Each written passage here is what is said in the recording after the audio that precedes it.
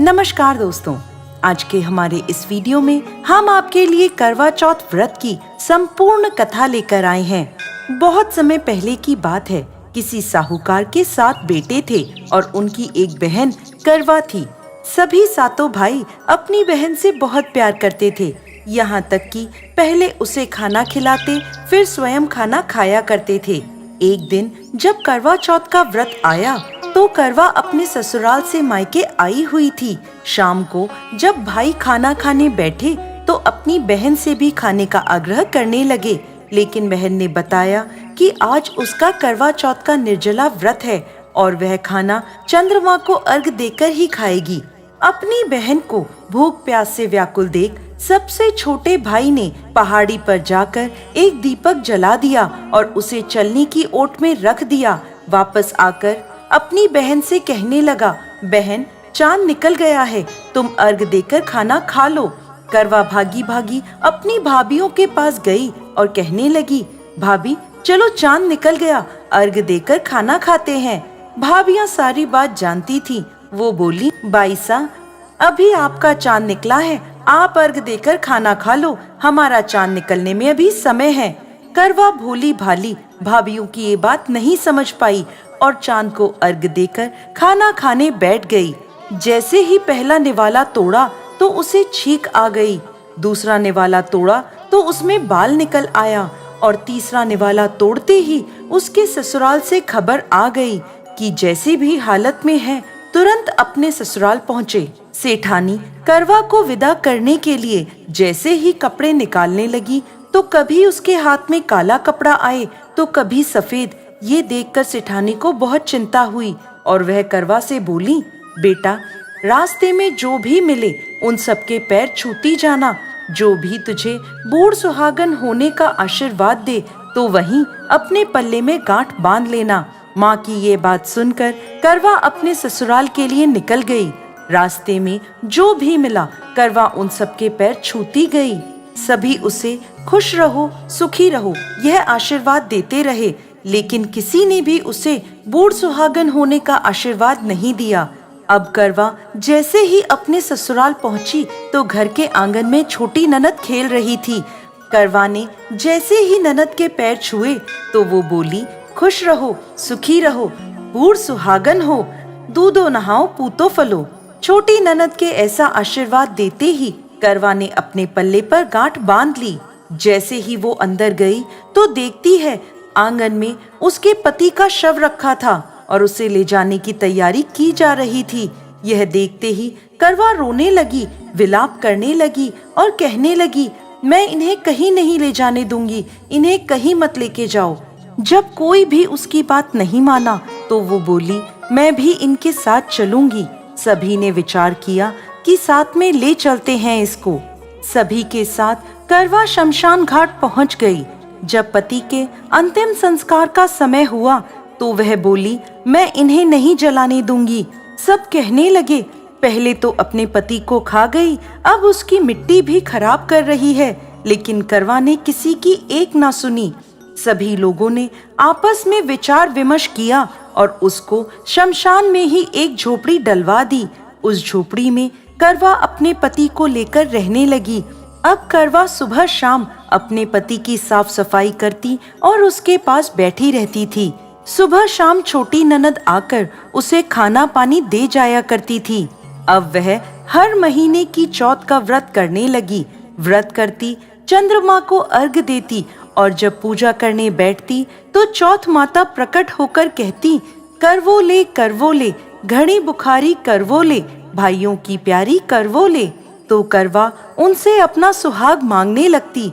हर महीने की चौथ माता उससे कहती, तेरा सुहाग हमने नहीं, सबसे बड़ी चौथ माता ने लिया है, उनसे अपना सुहाग मांगना।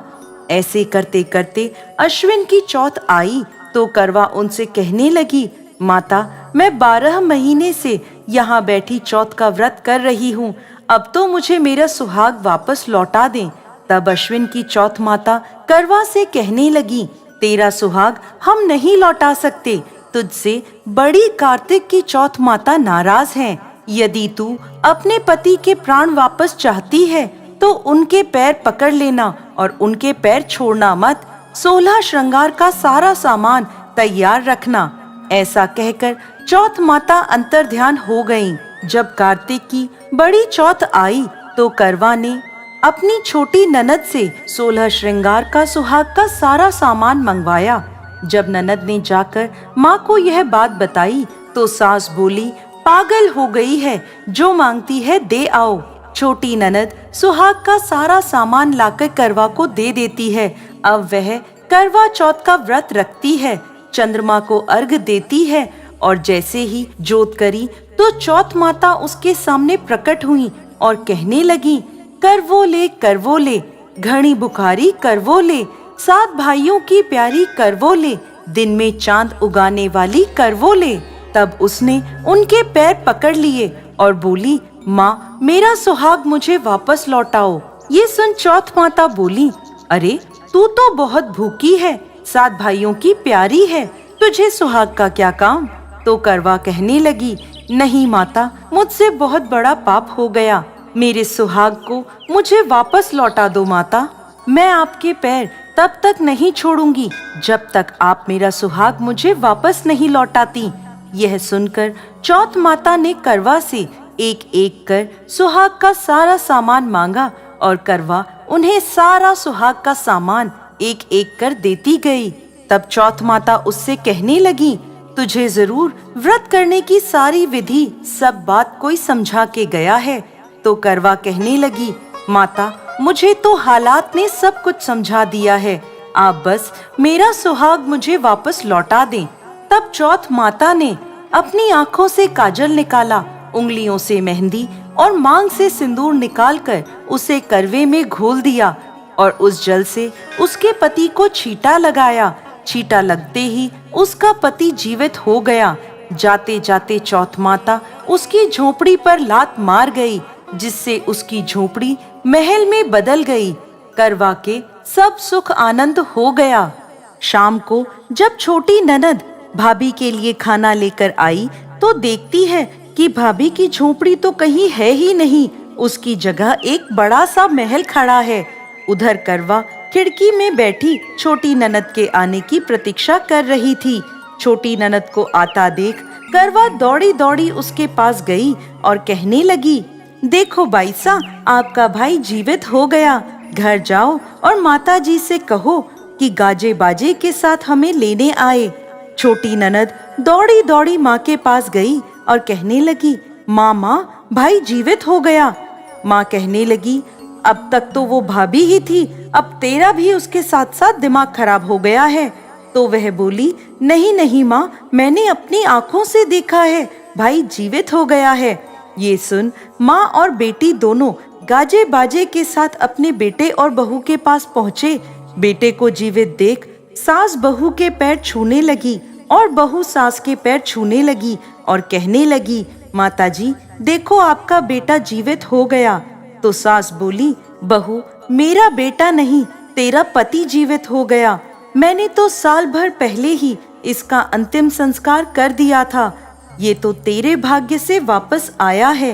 हे चौथ माता, जैसी पहले साहूकार की बेटी के साथ करी वैसी किसी के साथ मत करना, और बाद में जैसे करवा के पति को लंबी आयु दी वैसे ही इस कथा को कहने वाले, सुनने वाले और हुंकारा भरने वाले सब पर कृपा करना।